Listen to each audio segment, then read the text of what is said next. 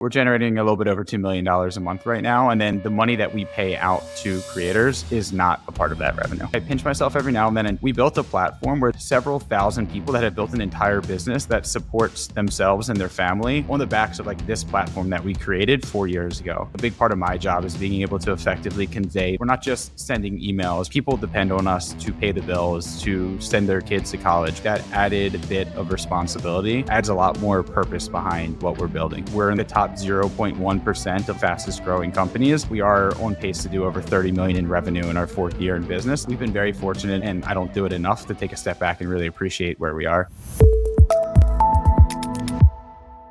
All right, Tyler, instead of asking you the same question that you're always asked on every podcast, I'm going to summarize your journey and then we'll jump into it. Tell me if there's anything I missed. So you are the co-founder and CEO of Beehive, and that is a newsletter platform, or was. You're kind of becoming more broad than that, but you currently process over 2.5 billion newsletter impressions a month, and you have an ecosystem of about 350 million unique readers.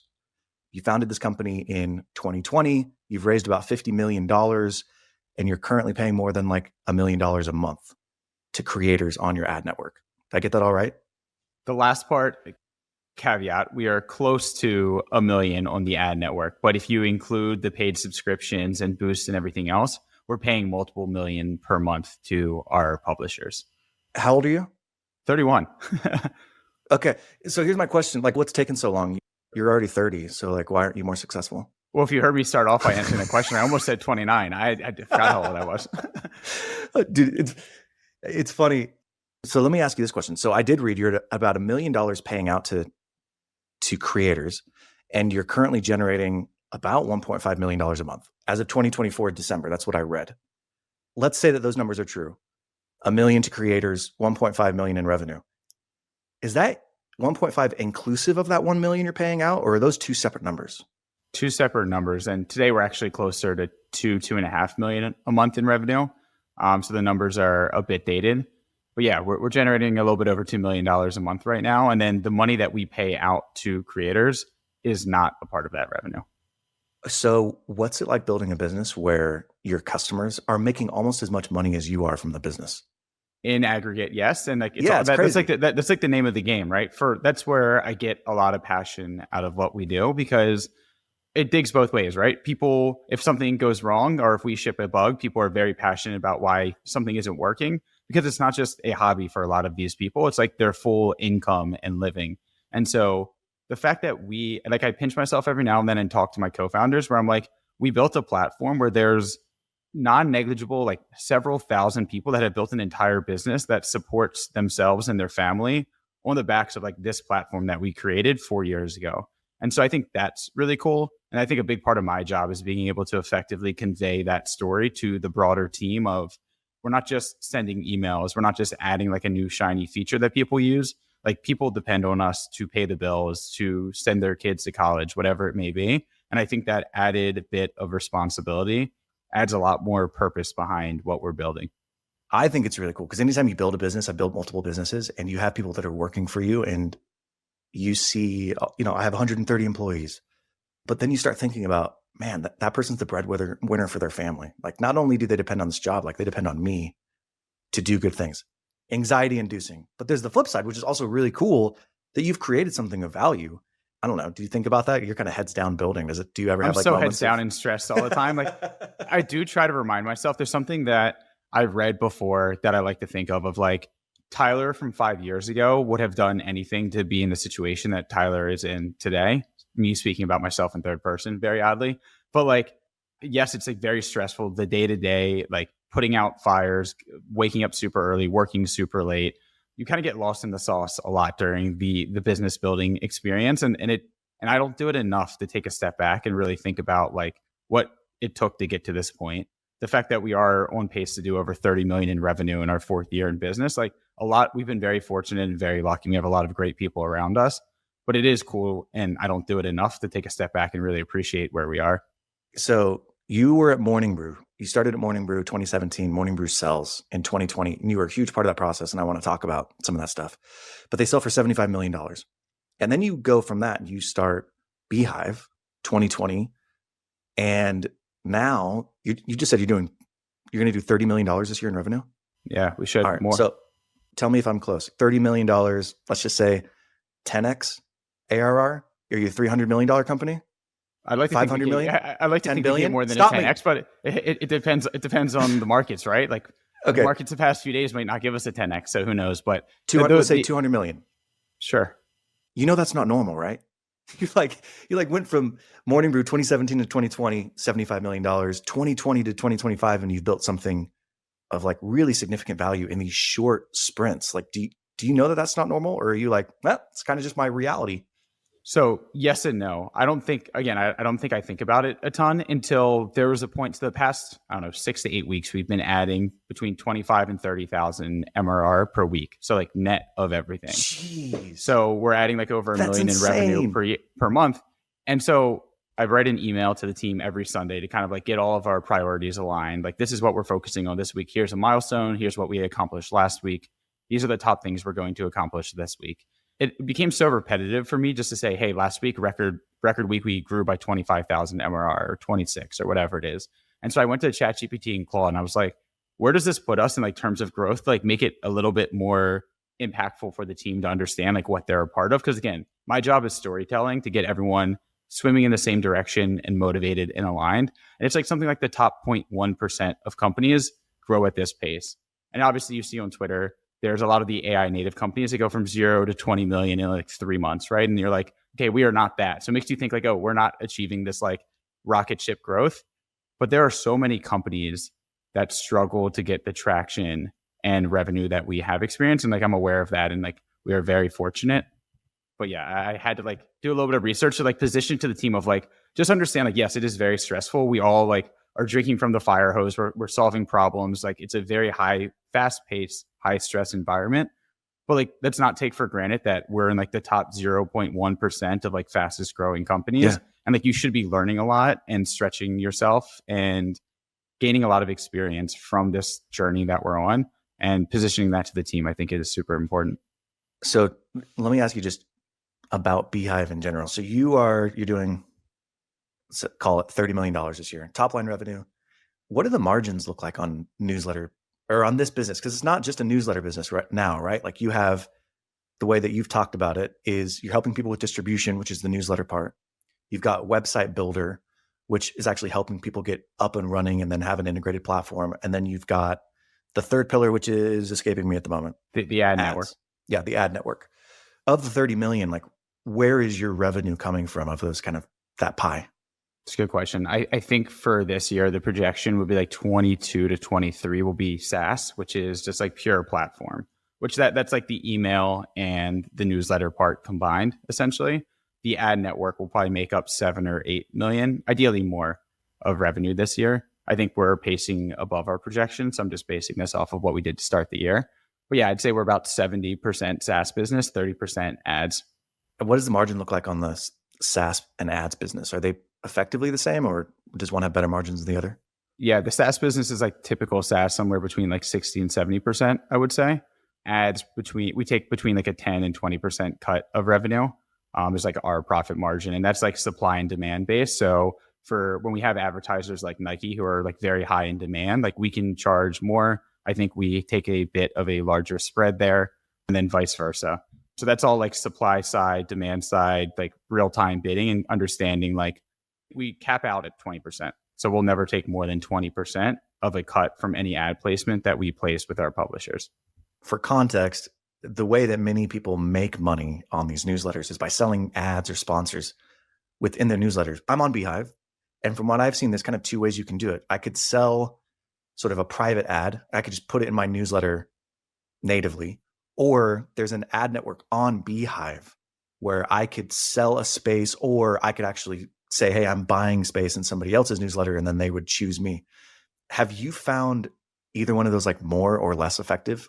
Is buying an ad through Beehive, does it have the same conversion, same CAC, same LTV as one of those natively placed ads in a newsletter that's not on the ad network? Yeah, I'm happy to take a step back just for the audience, even like explain what is like this whole ad ordeal within email situation. Like, how did we get here? I think that might be helpful context. So going back to when newsletters became very popular, whether it's the Skim, Axios, Morning Brew, The Hustle, almost all of them monetize almost exclusively using advertisements. So rather than banner ads within emails, they had full sales teams that sold ad placements that went directly into the email. So using Morning Brew, which is the example I know best, they have a story, they have another story, and then they have a big ad unit of MasterCard, Visa, Apple, who will pay $60,000 to $70,000 to get 150 words of creative in the newsletter. And then they have other, they call them secondary, tertiary ads like below the fold. But it's primarily that one sponsorship that does the majority of the revenue per newsletter. And it depends on who your audience is and the size of the audience. So for Morning Brew, we were less specific. We were a pretty broad, general business, but we are very large. We were 2, 3, 4 million subscribers when I was there. And so that warranted Apple paying $60,000 to have their logo at the top of Morning Brew's newsletter, because Apple knew that they were getting in front of 3 million, mostly affluent, upward trajectory, 18 to 34-year-olds that live in like New York, Miami, Austin, LA. And so when you think about what it took to do that, we had 10 to 15 people on this brand partnership team, aka sellers, who are constantly talking to different brands, different advertising agencies, trying to convince them to like move their ad budget to Morning Brew. And that took a huge effort. We had copywriters at Morning Brew that took the messaging points and turned into good copy.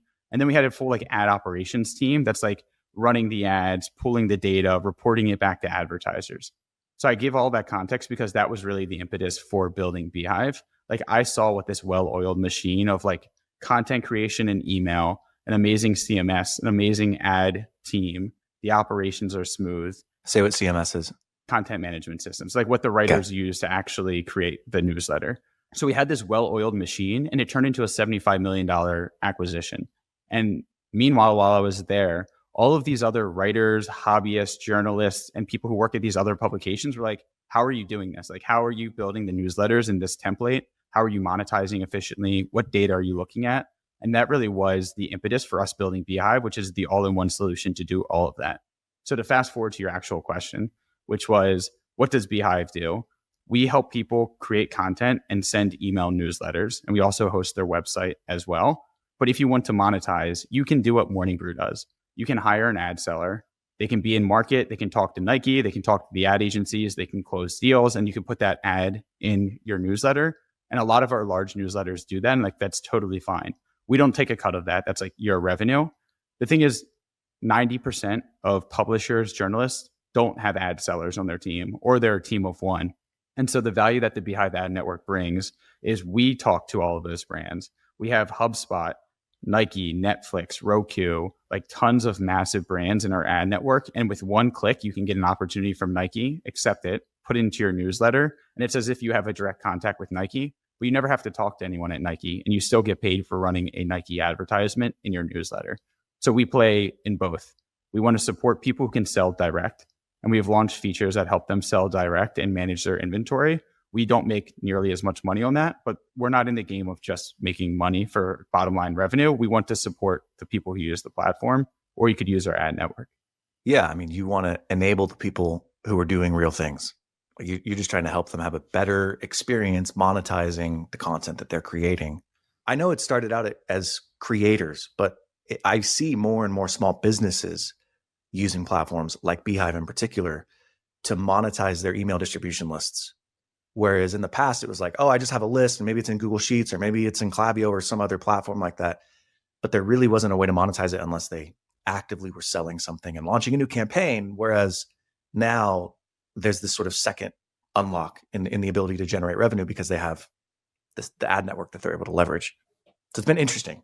It's worth doubling down. And like, we really, I mean, yes, we need to make money as a business, but my philosophy from day one has been, we want to build whatever tools and platform allows our users to succeed. And like, we will extract revenue in their success without directly pulling revenue from them. So a lot of people compare us to Substack, who takes a 10% fee of every dollar that their creators earn through the platform. We offer the same features of like, you can have a paid subscription product where your readers pay you directly and we don't take a cut of revenue. And then same with like us facilitating all of the direct sponsorships on the platform as well. Like, we do a $10 transaction fee if you use our tools. But like if you sell direct, like that's totally fine. There's no penalties. So I think that's just like more of an ethos and philosophy thing that we want you to take home as much revenue as you possibly can and succeed, because our user success in the long term ends up being our success as well. Like there's these really interesting trends that are happening right now is you have companies, SMB is like my experience, right? Healthcare, e-commerce, those types of businesses. And for a long time, their strategy was like, all right, get the intern and let's do a TikTok dance. Oh, and this is our social media strategy. But they would start to realize like, oh, I can drive business from this, especially if they're local small businesses. But there's this huge risk, which is called platform risk. Instagram, TikTok almost got banned. Twitter, they can change their algorithm at any time. And so the ability that you might have had in the past to reach the people who were following you changes pretty dramatically if you don't keep up with the trends, et cetera. And so there has been a big movement I've seen from business owners to take their followers off platform, one-to-one communication. Some of them do texting, but the majority is emails, right? Like sending them emails so that they have direct access to them. When you were leaving Morning Brew, was that even in your mind, or was it just like, hey, creators are having a bad experience, we should create a better experience for them, that has now kind of morphed into, oh yeah, small businesses are actually using us? Or was this always part of the master plan? One of the first things I realized when I got to Morning Brew was that I wish that I had been collecting emails for the past decade. The fact that Morning Brew, like the input is the same, right? We had a team of writers who spent 6 hours writing the newsletter. The writing was incredible. And whether they were sending to 200 people or 2 million people, like the input is the same. The output in dollars and influence is drastically different, right? And so if you can like hone your craft and get really good at creating content, whatever it is, whether you're serving content for farmers, small businesses, crypto, like whatever your niche is, like owning your audience and being able to say, when I press send, like I sent my personal newsletter this morning, I press send, it goes to 95,000 people. Whether or not they open it, like I hope that I built the trust and reputation that they do look forward to my emails. But like there wasn't some product manager at TikTok or Facebook determining whether Tyler Dank's content today is going to be shown in the feed or it will get buried and like get less distribution based on whatever the content is. So I'm obviously a huge believer in email. And I think once you see the light, and like it's not mutually exclusive, right? You can have an amazing YouTube, TikTok, Instagram presence and boost your newsletter, collect emails down funnel, and vice versa. You can use email as a way to drive more subscribers on YouTube, TikTok, impressions. Hey, I don't know if you remember this, but when we started this podcast, we entered into a social contract. I would spend time, energy, and money producing this podcast, interviewing these individuals and giving you insights into how to build, buy, start, grow your business. And you would like, subscribe, and leave me 5-star review. Now, out of that, we both get to talk to really cool people and hear really cool insights. We both get a ton of value. But I just want to help you keep your word. So would you do me a favor? Will you go leave a 5-star review for me on Apple or Spotify? It would really help. And if you want, even share this with a friend.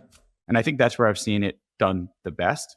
Colin Samir, like an excellent example, started off as massive YouTubers that cover the creator economy. They've done interviews with Zuckerberg, Mr. Beast. Like they're kind of like more or less the face of the creator economy in a lot of ways for the content that they cover. They have a newsletter in addition to their YouTube channel. That's Monday, Wednesday, Friday. Goes to 150,000 people. It's not regurgitating the same content, but it's complementary. And they drive people from the newsletter to the YouTube, and they drive people from YouTube to their newsletter. And it's like the symbiotic relationship, and it works extremely well. So there's definitely ways to do both. It's not even massive creators. I have a friend of mine who's on Twitter, not a huge following. He has a podcast. I don't want to out him. I mean, he does talk about this, but let's call it 50,000 followers across platforms. He's making $5 million a year from his content.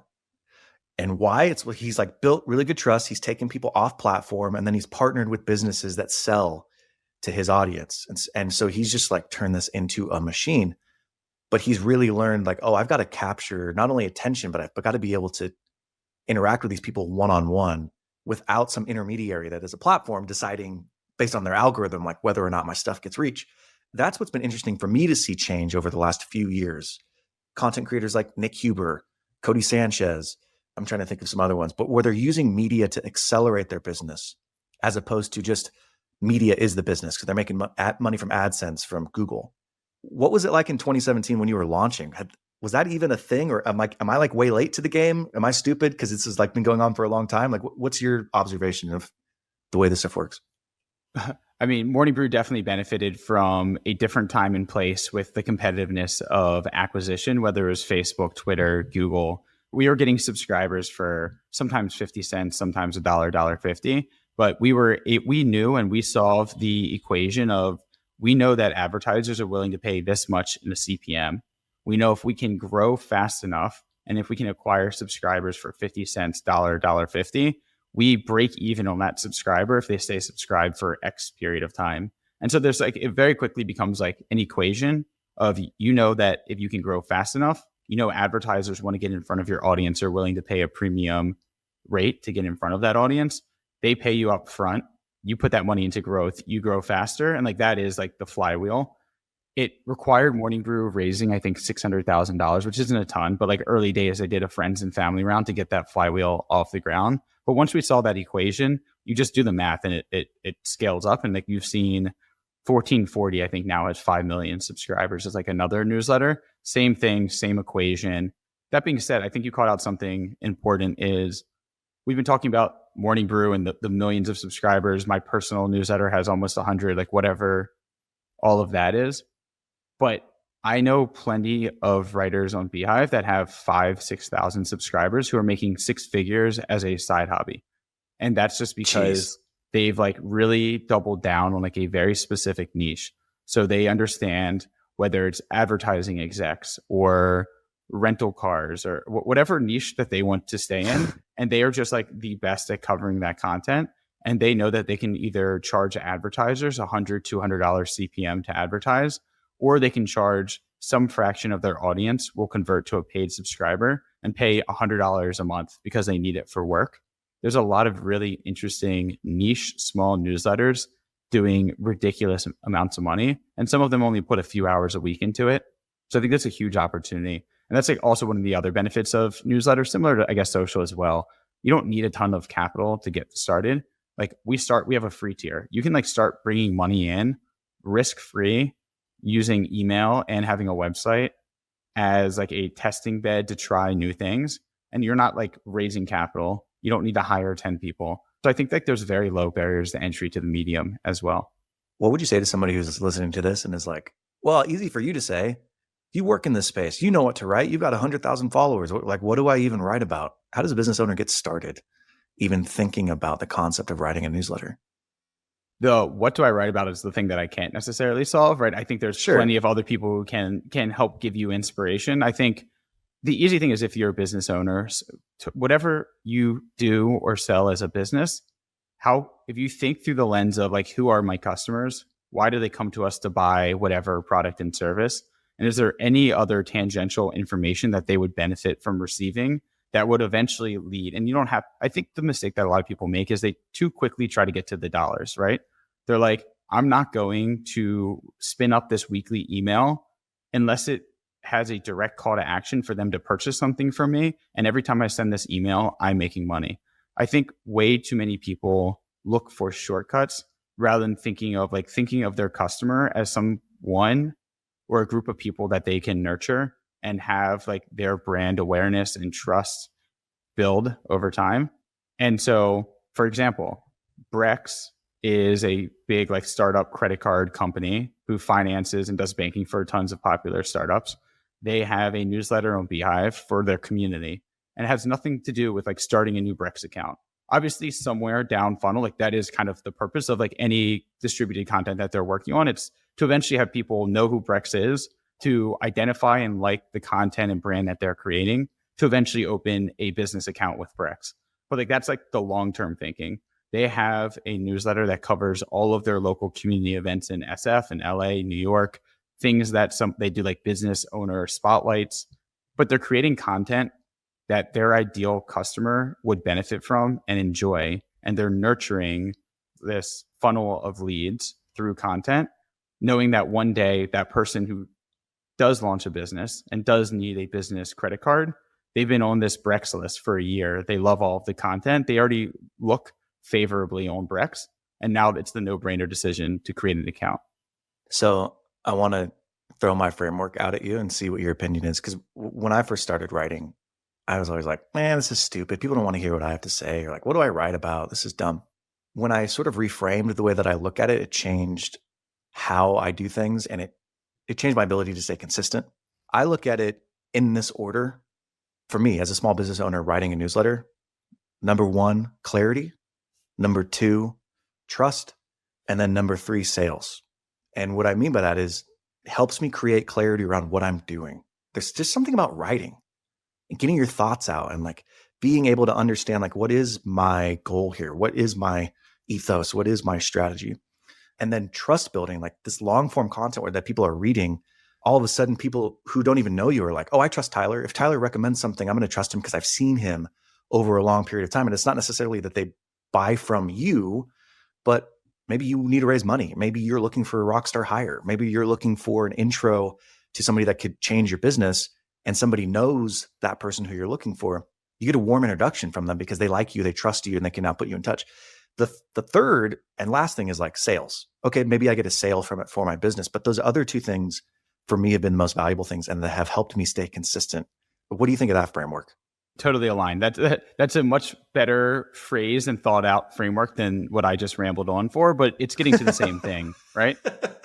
I think like another example, and it doesn't work for everyone, but my personal newsletter that I send is just about entrepreneurship and business building. And so, yes, I cover Beehive tangentially because that is the business that I'm building, but I am more often than not just sharing our hiring tactics, our strategies, the different things that we're doing as we build the company. And people then see that, and it kind of personifies the business in the sense that Beehive as just a brand is some new brand that I've never seen before. I don't know anyone who works there, whatever. But if I follow Tyler's newsletter and I hear about his struggles as a person, his travels, like how he's building the business, how his philosophy on hiring and running the company and the milestones, like now I can tie a person and a figure behind the business.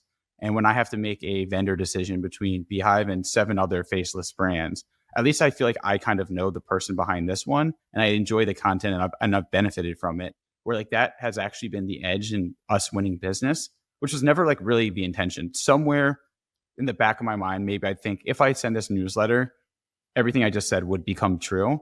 But that's almost been like revisionist history of like, we've seen people come in from my personal newsletter and become a user, or we've made a mistake and they've been like, hey, like you shipped a bug and it kind of screwed me for like a week. But like, I trust you and like your vision for the business. And I know how passionate you are about this. And like, it's not worth me churning off the platform to go to another like unknown platform. When I know that your head's in the right spot, I know you're determined to make this work. And I know that that was an honest mistake. And so like it gets a lot of like goodwill as well. Again, assuming you are authentic and assuming that like your authentic self is what people want. So like I'm just me all the time, and it either resonates or it doesn't. I can't remember exactly what you said earlier, but it let me know. It's like you're very mature for your age. Like I didn't get to this point until my mid 30s. The main job of a CEO is, I'll throw another framework out to you. In my experience, I've had organizations, I've managed several thousand employees. So I understand kind of what it takes to lead leaders and lead employees. And from what I've seen in my experience, lots of failures. A CEO has 3 jobs internally: recruit, retain, and inspire. You've got to be able to bring on really good people. And then you've got to create an environment where they stay. What you sold them isn't just a lie, that they're like, oh, cool, this matches what I thought it was going to be. And then you got to inspire them to achieve results that they probably couldn't achieve by themselves. That's your job as a CEO. Now, it's not your job when you're starting a company and you're like sub $500,000 in revenue. Your job is just like fulfillment. I'm just doing the work. I'm creating the product. I'm providing the service, whatever. But there comes to a certain level where it's like, all right, I got to kind of extract myself from the business and become the communicator. And that's a hard transition for people who are so used to building, because it doesn't feel as productive. It doesn't feel like, oh, I'm actually doing anything. Was that transition hard for you? Because I can hear you're at the spot now where you got 90 employees. Like you've got to be a CEO, but you started this thing from scratch. So you know what it's like to get in there and build and want to just be building the product. Talk about the transition from those two. What's funny about this, it's very timely, is I have not transitioned like that. Like Oh, why I have the gray hairs that I have is like where I think I have differentiated as a CEO is not following that accepted track, which I think is true for 9 out of 10 people and leaders. It is like, for that same reason, right? At the early days, you were just doing like someone needs to send that email, someone needs to build this feature, someone needs to answer customer support. There's no one else to do it. The CEO does it, the co-founder does it. And then you hire people, then you get managers. And I think there's a common acceptance that at some point it does become what you just described, right? Like your job is to communicate, to hire, to retain, to inspire. But I get more enjoyment out of actually doing, as I think most founders do. But I think they blindly follow the feedback that at some point you can't do. Like at some point you have to do everything else. And I have been, as hard as I possibly can, pushing back on that, being like, after this, I'm going to I'm going to QA the new features that we're launching this week. And I'm going to personally write the product update, which will then go to all of our users, educating them on all of the new features that we're launching this week. That allows me to understand what our users want, to test the actual work of the engineers, and to communicate it and build a narrative that I want. You can argue at some point that like someone else, I could hire someone else to do that. And I'm sure I can. We already have people on the team that are super talented and could, but like that's actually where I get a lot of my enjoyment. I think that is like the fourth stool or whatever, fourth leg of the stool would essentially be like the doing part. And maybe it's not for every founder and CEO. And at like some point, if we had 1,000 employees, maybe I'm not doing that. But I actually think it inspires a lot of the people on the team and makes me a better CEO because I know what our users want, because I'm actually in the work, like in the weeds doing the work. And I think that's a competitive advantage. So, and what I would say is like, that's part of the way that you inspire people. That's part of the way that people who come on are like, oh yeah, what I thought I was getting, I'm getting. The ethos that Tyler had in those interviews or that I'm hearing about, I'm actually seeing at the office or in the company, because I think you guys are co-located. What I would say in response to what you just brought up is, I think many young founders think, oh, I got to hire a team and delegate. And what they do is they like build their company to this place where it's growing, the flywheel's going, they're going like crazy. And then they do something really stupid because they think they're supposed to. They outsource the thing that they had an unfair competitive advantage in. At that point, it's like, that was the thing that made you special. It could be your ability to communicate, connect disparate ideas within this space and then effectively communicate it out to your team, right? That could be your core competitive advantage. And you're not in the spot yet where you can or should outsource that. Steve Jobs never outsourced product design. Like, sure, he brings on Johnny Ive, but he's in every single one of those meetings making decisions. When Tesla was growing like crazy, Elon Musk was sleeping on the factory floor, right? I think it's when you remove that genius or that piece that was the differentiator, that's when you have problems. And so as CEO, what you want to do is remove all the things that you don't have a native genius in, all the things that you don't have a competitive advantage in, and outsource those and hold on to that thing that really separates you from your competitors as long as you can. So you're holding on to that thing. This is my opinion. I don't know for sure. You're probably holding on to that thing where you're like, no, man, this is my thing. This is our competitive advantage. And that's what's allowing you to continue to grow so fast. If you lose that, which a lot of founders do, thinking they're getting advice from these VCs, that's when you see stagnation. And that's what that, Paul Graham, when he like wrote about founder mode, that's kind of what he's talking about is, hey, stick with the thing that got you here. Make sure you're keeping that thing as special as possible. And then you can expand, but get rid of like, who wants to do, I don't know, reconciling expenses? Who wants to do admin stuff, setting up email? Like, I hope our CFO likes to do both of those things. They do. That's right. Yeah. You bring people in who are doing those things. Right. I'd go one step further though. And there's something that I think gets lost in all of this, which is like beyond just like our competitive advantage, like what makes me happy and like what makes me enjoy work the most, which is like more of like almost like a meta thing. Right. And my assumption is the company is better off when I am fully energized, happy, excited, contributing to what I am good and best at, and like leaning into all of the different teams, like fully enjoying the company building experience. And that is what that's why I said it was an interesting question when you brought up of like the transition, because at 90 employees, like some of the things that worked at 5 and 10 employees no longer works at 90. In fact, most. Yeah.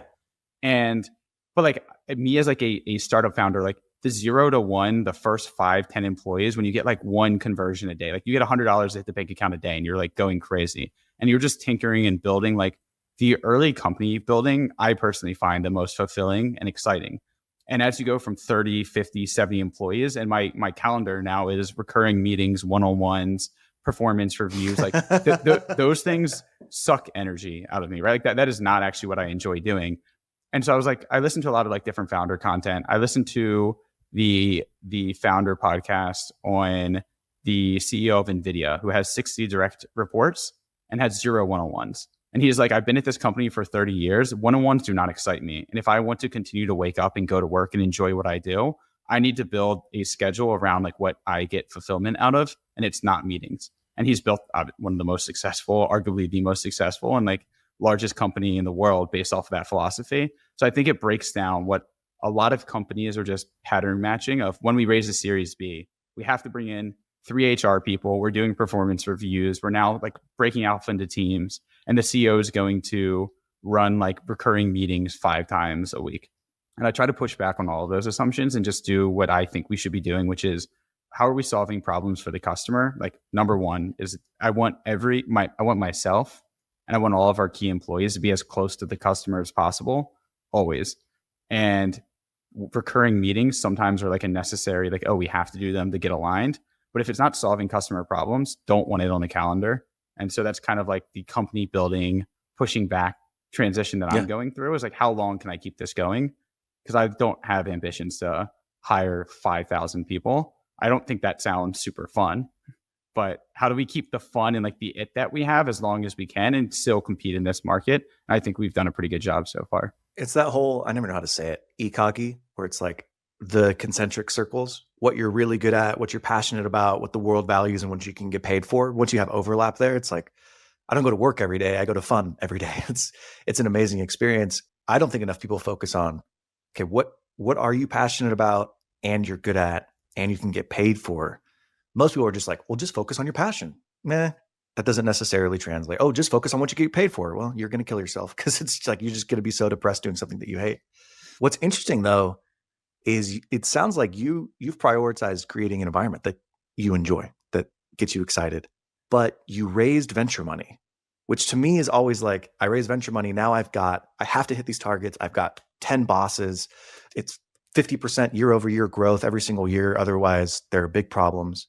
Why did you raise venture money? If you could have bootstrapped, sounds like your margins are fantastic, right? Like, walk me through that process. Yeah. I mean, going all the way back to the beginning, it was me and my 2 co-founders. I was 27, they were 24. We didn't have a ton of capital. Like, I made a little bit of money from the Morning Brew acquisition, but big difference between founder money and early employee money. And getting this business off the ground required like, oh, it's a very ambitious roadmap that we need to build. Like, we aren't going to build this ourselves. We need very talented engineers. So now you're in the recruiting decision of, how do we attract top talent? You can sell them on the dream and the vision and the equity, but at the end of the day, a lot of like the top talent is already getting paid $200,000 like at another established company. It's like a huge risk for them to come to us. Then we have vendors that we have to pay to stand up the infrastructure, to send the emails that we're sending. And most of the vendors kind of operate on like an annual upfront contract. Plus you need like the support tiers. So when you add it up very quickly, like we just needed capital to get off the ground to pay ourselves, right? Like we didn't go full ramen diet, like living under the bridge, like sleeping in like a random friend's office and like building this company. We thought the company would be better if we like paid ourselves a normal salary, can pay ourselves to like put food on the table. Both of my co-founders are married, and be able to like provide for ourselves and just focus exclusively on the company rather than trying to worry and focus on where's the money coming from to pay the bills. So I think the whole ramen diet bullshit is like a total like. So you weren't like so equity hungry that you're like, nah, man, I got to hang on to every single piece of equity. You kind of went deliberately from the beginning, like, hey, look, we have a track record. We know we can raise money. Let's go raise some money. Yes, we dilute. We'll still stay in control. We want to have some type of quality of life, and let's run. Is that like a fair characterization? Yeah. One is like, just like the starting cost, like there was just like a fork in the road of like, we weren't going to be able to pay the $60,000 annual contract to a vendor out of our pockets. Like we didn't have that type of money. And then like when we need our first engineering hire, who even if we pay them conservatively $120K, where's that money? Like, is that coming from my bank account? Because I don't have that. And my co-founders who are 24 don't have that. So I think by like a forcing function of getting off the ground, I'm like hugely envious of bootstrap business. I think if you have the funds or the means to go about owning as much of the company as possible and not getting on the VC flywheel, like power to you. That's amazing. We just weren't in a circumstance as 24 and 27-year-olds to be able to spin up this business and attract the talent that we needed from our own bank accounts, which weren't anything at the time. With AI the way that it is now, do you think you could do this business could you have started this business without venture money? Maybe like a small friends and family? Yeah, definitely more competitive now and easier now, I'd say, with like the tools that are available. It doesn't necessarily solve the how are we bringing in like our first senior engineer who can help us stand up this infrastructure. You can argue like, can you use AI? And I think in like the current state to build like the AI that you see that goes viral on Twitter that's like super flashy and marketable are like fairly simple CRUD apps that do like basic things and they look shiny and they work. But like the amount of infrastructure, data engineering, security that's like built into this platform, like, and maybe this changes over the next year or so with AI advancements, but we definitely needed some of the hires that we made to get all figured out. But then I'd say like, how did we get to where we are now and like continue to raise capital? Like once you get on the flywheel, there's not even like the pressure of like, oh, we need to deliver, especially the seed round. I think most seed investors know like they're losing money 9 out of 10 times there. Like there aren't these like super lofty, you have to be 100% growth. They just hope that you make it to the next round to like an A, right? And then once you get to like a Series A, we raised $12.5 million. You kind of get on this like, it's not even like bloat, but you start to accelerate and you're growing 20, 30% month over month. And then you are burning more capital than you're making in most circumstances. So we've had a few profitable months, but like have almost intentionally been unprofitable to put money into growth to continue to gather market share. Because I think it sounds like to like small business owners, maybe totally illogical to build a business that way. You have to like assume that the anxiety you're living with on a day-to-day basis, that there are dozens of other companies in this space who are going after the exact same customers that we are, that are sending cold outreach emails to our current customers to win them over. And we're all like going head to head on features, functionality, competitive advantages. Like once you're on this, like, hey, we want to compete in the big leagues, there's not like, hey, how about we slow off growth? We like maybe launch like a few less features next month. We lay off this one team. So like we cut off that initiative and then we get to break even. Because I think the hardest thing to find in any company, and especially a startup, is true momentum. And once you find that momentum, saying like, oh, let's just take our foot off the gas. Let's get to break even. Let's get to profitability. And then we'll try to find that momentum again. I think it's the hardest thing to do. And it's something I've debated many times, right? I've come to two fork in the road moments, our Series A and our Series B, where I was like, we don't need to raise money here. We can pull back spend. We can slow growth a little bit. We can maybe not hire those 5 people that would help us get to this next level of growth. But it's like the unknown of like, if we do that, are we just shooting ourselves in the foot and not taking advantage of the opportunity that we have in front of us? Or do we raise the round, make those 5 hires, accelerate growth, and like gain more market share in a super competitive market? And I'd rather lose by going for it than looking back in 5 years and being like, we had such a great opportunity in front of us, but we took our foot off the gas to get the profitability when we didn't need to save what, 5-10% dilution. And that's kind of the decision that I've landed on twice. What's interesting is whenever I talk to entrepreneurs who are either new to the, I guess, content space or don't know it very well at all, and they're like, why would you be doing that? I always ask them this question. I'm like, hey, you know Uber, right? Yeah. Do you know they raised billions of dollars, right? Yeah. They raised billions of dollars. Do you know where like half of those dollars went? No. They went to Google and Meta. Like, what? What do you mean? I'm like, customer acquisition. They were trying to grow their market share. They're trying to attract customers. Like, oh yeah, I guess, that makes sense. I didn't really realize that. Like, okay. So if you could build your own brand and have a newsletter or have an audience, how valuable do you think that distribution channel is? And that's the moment that it sort of reframes in their mind where they're like, oh, I guess that makes sense. Like, yeah, why wouldn't I try to grow an audience so then I have another distribution channel? And exactly what you're explaining is like, once the flywheel's going, you don't want to pull your foot off the gas because you finally have figured out product market fit. Now is the time to throw gas onto the fire in the form of whatever, paid ads or marketing or customer acquisition, because you know what works. I'm in agreement with you on like, once you get to a place, it's like, yeah, sure, let's dilute and bring venture money. Just interesting seeing that you raised it from the beginning, because it would seem like this was profitable enough from the outside. But yeah, I mean, it makes sense. I was going to hit on it earlier. Like the ambition, I think one of your first questions was like, do you ever take a step back and like think about like where you are, like, 30 million plus in revenue this year? Maybe you get like a 10, 20x multiple, like big, large business, right? In like 3.5 years time. And what I was going to say to that question was like, your ambition really grows a lot over time, right? Like I think a year and a half in, we had, who knows how real of an offer it was, but a competitor wanted to buy us for $30 million. I think we were 18 months into the business. And if you would have told me 18 months prior, hey, you're going to go heads down, build this thing and really grind for 18 months. and there's a $30 million offer on the other side of that, and you walk away with like 8, 9 million. I'd be like, that's an amazing bargain. I would take that 10 times out of 10. But once you start to see the product market fit, you understand how you're actually solving real user problems, like you're gaining momentum. You start to see the roadmap develop and like, oh, you see the potential of what this can be. When that $30 million offer came across my desk, didn't even flinch, didn't consider it for a second, because I was like, I think this can be a multi-billion dollar business. And I'd be and I'm also having a lot of fun. So that's like the other thing too.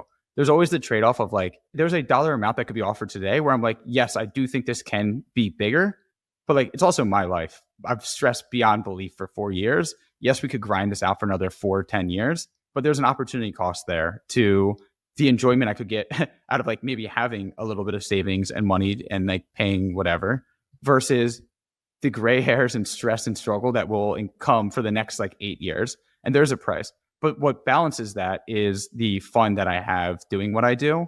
And like, yes, I said like there's a price, but like we're not for sale. Like that is not like the immediate 12, 24, 36 month roadmap. I'm having a lot of fun building what we're building. I think the opportunity in front of us is absolutely massive. And then to answer one of your most recent questions in terms of having 10 bosses, me and my 2 co-founders actually control the board. And so like we are in control of the business. And we are very fortunate that we've never had a down month in the 3.5 years we've been doing this. So maybe we haven't felt the VC pressure of like, what are you guys doing? Get your shit together. Like we need to return this capital. But our VCs have been incredibly supportive. And so I don't feel the pressure of having 10 bosses. All right, here's my last question for you. If you were an entrepreneur, or if you're somebody who's like, hey, I want to start a newsletter. I freaking love newsletters. Like I really do. I think they're awesome potential businesses. You have like insider information. All right. You're like Wall Street, but you know exactly when the earnings reports are coming out.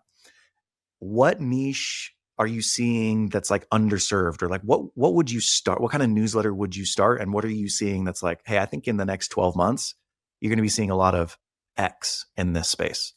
It's hard to say what is being underserved, because I feel like all I see are the ones that are actually existing, right? So it's kind of like for someone else to determine like, here's something that I'm really good at and really passionate at, and there's not enough content.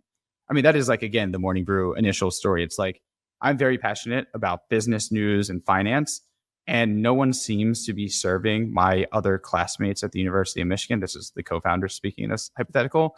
So like I see a void and a gap to fill of like, so something between Bloomberg and like what students are reading who are interested in business and going into like their entry level investment banking jobs. And like that was the gap that they found. I think there's plenty of niches. I think that's like the best part of the internet. The internet, to quote Ben Thompson, is so much larger than everyone even gives it credit for. Like you can find probably 10,000 people that love the most obscure thing that you thought you were the only person in the world that even knew existed. So I think there's plenty of niches out there. All right. One last thing. Can I make a recommendation? Sure. I think you should launch a podcast ad network, because the newsletter space was already disparate and messy, right? If there was a place for podcasters to go and easily transact ads, that would like change the dynamic and the experience. You would get so many podcasters who would then sign up and sort of utilize their podcast network into a newsletter, but then also sell ads that way. I don't know if you've looked into it, but like the current existing podcast ad networks just stink. Not even networks, just platforms to buy and sell ad space. Yeah, my response to that is wait till our feature launch later this week. my official response is no comment. All right. Hopefully you liked that episode. And if you've made it this far, you're either really committed or you're stuck doing yard work and you can't actually skip on your phone. So while I have you, the show is growing, but I have a favor to ask of you. Will you please help me grow the show? I want to reach more people. There's a couple things that you can do. Like and subscribe is the simplest thing. Obviously, you want to get notifications for when the next episode is coming out. But if you go the next step, will you leave me a review? 5-star on Spotify or Apple. What that does is it tells the algorithm that, oh, hey, this is a high value podcast because more people are leaving reviews for it, and it then pushes it out to more people. So that's why when people are like, will you like and subscribe and put a 5-star rating? It's not just to make themselves feel better. It's actually to get more exposure for the show. So if you do that for me, I would greatly appreciate it. And I'll see you next time.